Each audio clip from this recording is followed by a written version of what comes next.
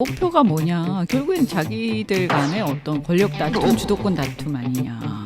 결국은 국민들이 볼 때 이거 보여주기식 아니냐. 네. 이런 느낌을 주는 것은 지금의 어떤 시대적인 환경 속에서는 굉장히 안 좋습니다. 이게. 저는 윤석열 후보의 권력에 대한, 그러니까 대통령이라는 자리에 대한 순수한 욕망을 확인하는 계기였다라고 일단 평을 하겠습니다. 네. 순수하게 대통령만 내가 하면 돼. 그리고 반문재인이라는 키워드가 중심이 안 되면 이 세 가족은 언제라도 흩어질 준비가 되어 있을 것이기 때문에 제가 좀 비하인드로 듣기로는 홍준표 전 후보하고 윤석열 후보하고 만나가지고 도와달라. 이러고 홍 후보도 일단 이준석 대표하고 합의가 된 다음에 내 문제를 생각을 하자 이렇게 했기 때문에 자칫 잘못하면 주도권이 홍준표 전 후보한테로 넘어갈 수 있다. 바로 그 다음 날 이준석하고 이 문제가 해결이 되자마자 그 자리에 윤 후보한테 전화가 왔다는 거예요. 승낙하겠다고. 일단은 선거할 때까지는 이런 동거 관계가 좀 잘 유지가 될 것이다.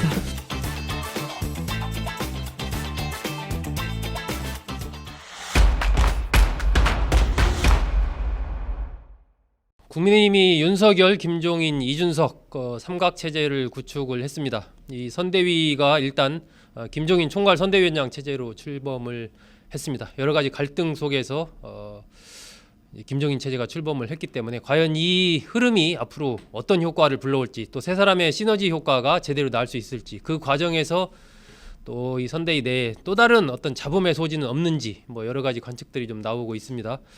이현주 전 의원, 김성애 열린민주당 대변인과 이 국민의힘 문제 같이 좀 얘기해 보겠습니다. 이현주 의원님, 먼저 이 김종인 총괄 선대위원장 잘 아시잖아요, 개인적으로도. 이번에 김종인 위원장 얘기하는 거 봐서는 합류 안 할 생각도 한때 했었다 이런 얘기 하시던데. 김종인, 윤석열, 이준석 세 사람이 어쨌든 그 울산 계기로 해서 이렇게 트로이카 체제가 됐잖아요. 각각의 셈법이 뭘까요? 아니 이렇게 저는 사실 개인적으로 저도 좀 저 40대 후반이긴 하지만 약간 정서적으로는 좀 30대 가깝기 때문에 저는 이렇게 약간 이런 그 왁자지껄 끝에 이렇게 되는 거에 대해서 다행이라고 볼 수는 있는데 그렇게 썩 좋게 평가하지는 않아요. 모양이. 이게 이럴 거를 갖다 왜 이렇게 시끄럽겠지? 이런 거. 그리고 국민들 바쁘고 먹고 살기 힘든데 되게 피곤하다 이런 거. 그리고 목표가 뭐냐? 결국엔 자기들 간의 어떤 권력 다툼, 주도권 다툼 아니냐. 저는 아직도 어쨌든 이거 여야를 떠나서 말이죠. 저는 이런 문제들은 과거에는 어땠을지 몰라요. 왜냐하면 과거에는 이런 모든 일거수일투족이 온라인을 통해서 알려지지 않고, 예를 들면 옛날이었으면요. 갈등이 있다 해서 신문에 딱 나오고 일면에, 그죠? 그리고 나서 한참 있다가 전격적으로 합의했다 이렇게 딱 나오고, 그랬으니까 옛날 같은 미디어 환경이었으면 이런 게 나름대로 드라마틱했을 거예요. 근데 지금은 거의 실시간 생방송이 되잖아요. 생중계가 어떻게 되고 있다, 누가 어떻게 얘기했고 어디로 갔고. 그래서 사람들이요 그 면면을 굉장히 깊이 알아, 일반 대중들이.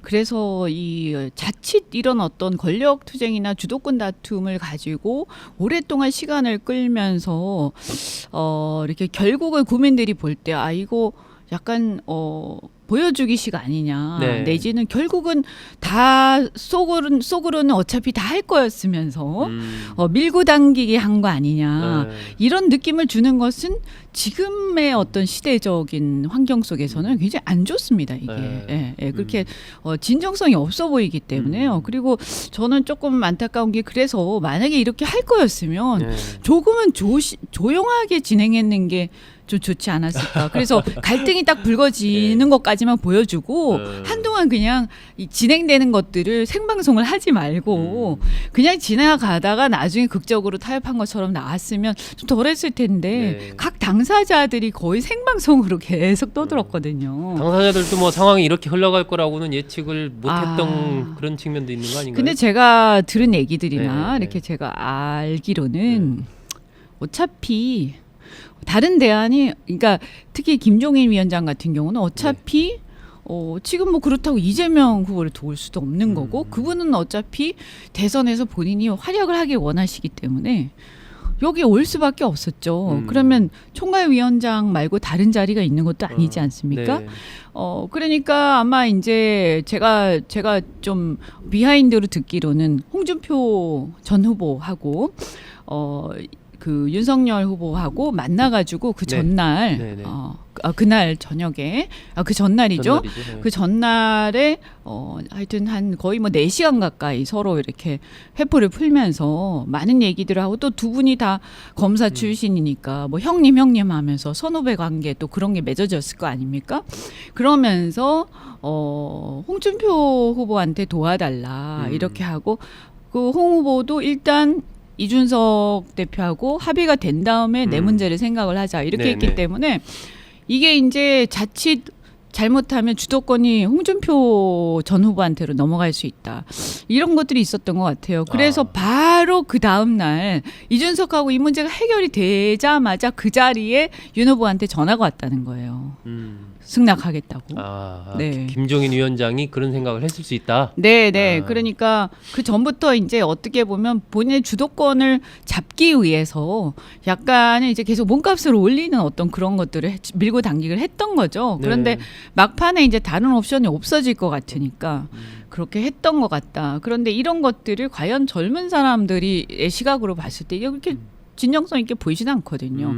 이런 거는 저는 사실 정서에 안 맞는 것 같아요. 이런 행동들은. 네. 김종인 전 위원장의 그런 행동 같은 거. 네, 그래서 처음에는 뭐 제가 이렇게 말씀드려서 죄송한데 한 10년 전에 이렇게 최초의 그 박근혜 대통령 돕고 하실 때만 해도 상당히 이미지가 대중적 이미지가 좋았죠. 네. 그리고 민주당의 비대위원장 가실 때만 해도 약간 경세가적인 이미지가 좀 있었어요.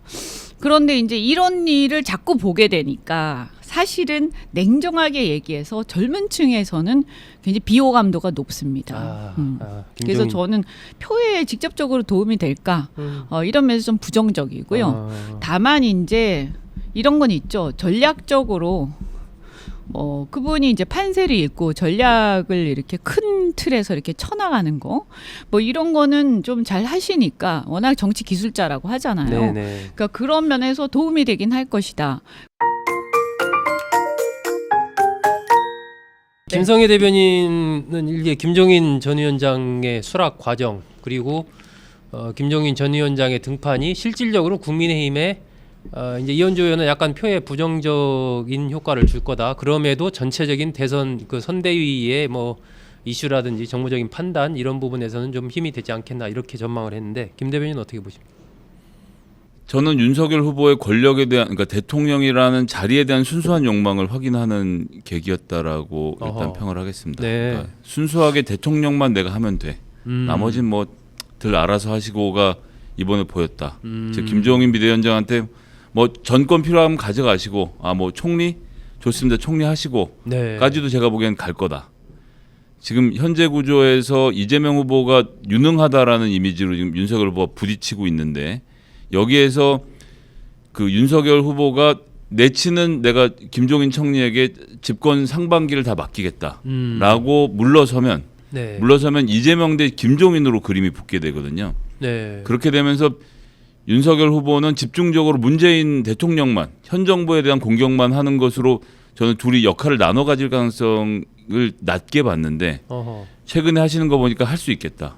내가 대통령 자리 그러니까 내가 어떤 대한민국을 만들겠다는 포부를 가지고 출마를 한 게 아니라 반문재인으로 출발을 했기 때문에 앞으로의 스탠스도 그렇고 그래서 대한민국은 어떻게 앞으로 갈 것이냐고 물어보면 그럼 우리 김종인 선대위원장께 여쭤보시고 그런데 문재인 정부는 이렇게 하지 않았습니까? 이제 이렇게 스탠스를 바꿔갈 것으로 또 해볼 수 있겠다. 즉 다른 것에 욕심이 없는 것 같아요. 내가 이런 대한민국을 만들겠다는 욕심이 없으니 그런 것도 넘겨줄 수 있는 그런 좀 전 자세가 좀 되어 있다라고 생각을 해서 결국 반문이라는 한 지붕 아래 지금 세 가족이 뭉쳐 있는 모양새. 국민의힘 이 구 세력 TK, PK를 중심한 중진 의원들 이분이 이제 윤석열 후보를 경선에서 이기게 만들어줬고 그다음에 이제 거기에다가 이준석 대표로 대비되는 혁신 혹은 2030 남성 이런 키워드들이 또 한 축으로 붙었고 거기에 마지막으로 이제 김종인 비대위원장으로 대비되는 중도 그리고 이제 김종인 비대위원장이 함께 영입을 하게 될 중도층 인사들 있지 않습니까? 네. 그러니까 이재명 후보는 탐탁치 않은데 그렇다고 내가 윤석열을 찍을 수는 없다라고 생각했는데 아, 저 사람이 들어가?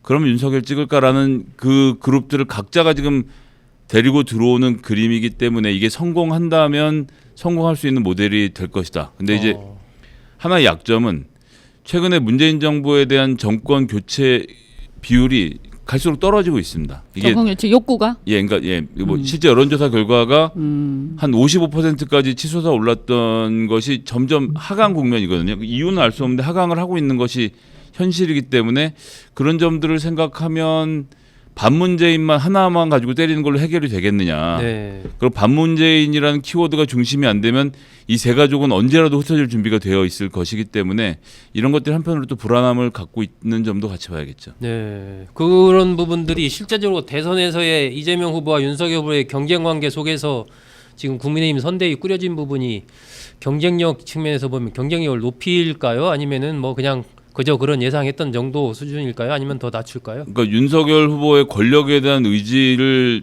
예를 들면 권성동 의원이 이전까지 스탠스는 우리끼리 잘해봅시다 였다라고 생각해요. 뭐 김정인 필요 없고 이준석도 필요 없고 우리끼리 잘해봅시다라는데 지지율 떨어지고 윤석열 후보가 무엇라도 하겠다 내가 대통령이 되기 위해서는 이 강한 의지를 읽었기 때문에 저는 뭐 일부 언론에서 보도가 됐습니다만 내부적으로는 TKPK에는 중진 의원들이 김종인 위원장에게 저희가 딴짓하지 않겠습니다.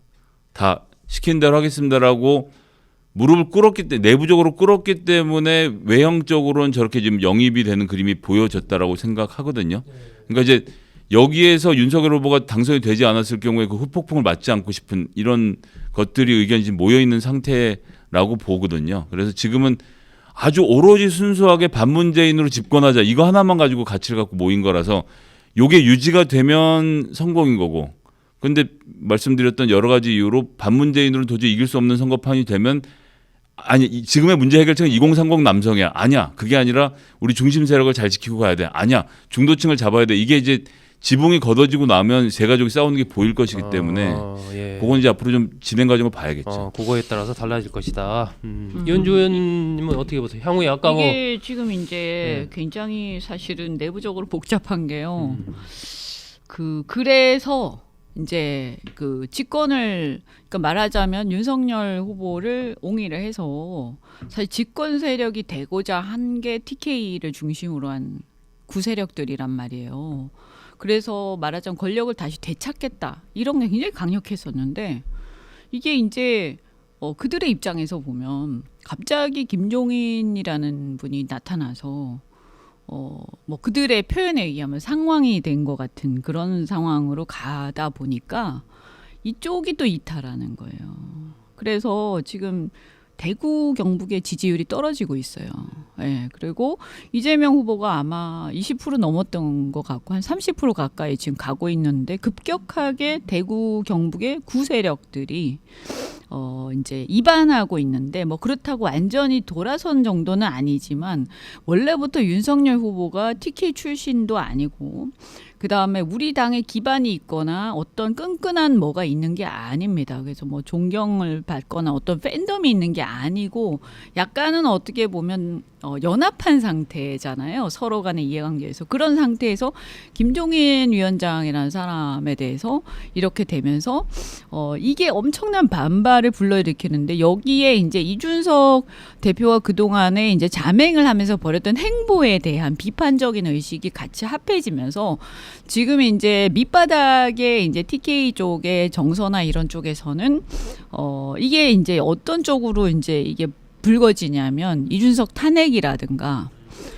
그런 이제 그걸로 막 불거지는 거예요. 그래서 이제 윤석열 후보를 옹호했던 세력 쪽에서는 특히 이제 밑바닥에서는 죽 서서 개 준다.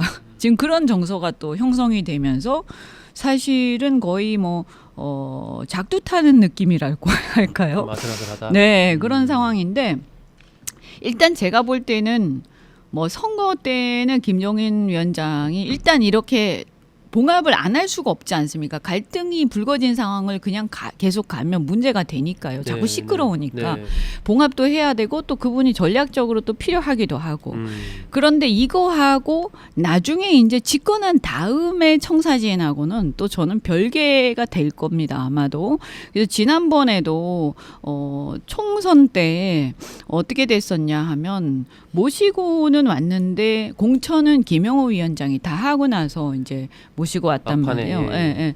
그렇게 됐는데 약간은 이제 이 국민의힘이라는 곳이 이제 저도 안으로 깊게 들어가 보진 못했지만 그 주도 세력에 대한 어떤 헤게모니에 대한 집착 이런 게 굉장히 강해요. 그 뭐 민주당도 마찬가지일 겁니다. 그래서 결국에는 정권을 잡은 다음엔 저는 완전히 다른 판이 벌어질 거라고 예상을 하고요. 일단은 선거할 때까지는 이런 동거관계가 좀 잘 유지가 될 것이다. 네. 김 대변인 이거 마지막으로 하나 여쭤보고 이건 맞춰야 될 것 같은데 지금 대구 경북 얘기하셨는데 대구 경북이 어쨌든 이재명 후보의 고향이지 않습니까? 그리고 최근에 보면은 그 박창달 의원을 또 영입해서 그 선대본부장 맡기고 물론 뭐 홍일학 전 의원이 뭐 반발도 하고 하던데 조사 보면 저도 기억에 최근에 뭐 그쪽에서 좀 지지율이 좀 올라간 조사가 나온 걸로 그렇게 좀 들었는데 이 대구 경북에서의 변화 이런 것들이 좀